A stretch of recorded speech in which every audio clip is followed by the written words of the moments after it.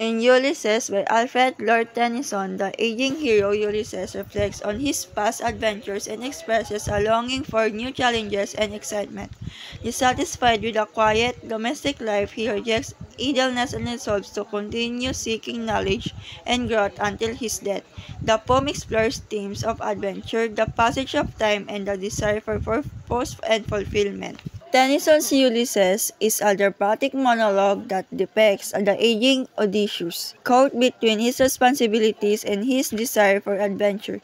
The poem delves into themes of time, legacy, and the innate human urge for growth and exploration, offering an universal reflection on ambition and aging.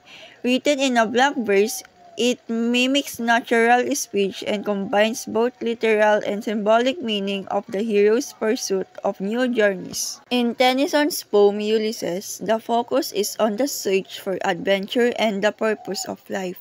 Ulysses longs for the excitement of his past and believes that a life without adventure is meaningless. As an aging hero, he still craves new journeys and refuses to live passively, even in his old age. The poem emphasizes determination, having a sense of purpose, and the importance of personal growth, inspiring people to find fulfillment and face challenges no matter their age.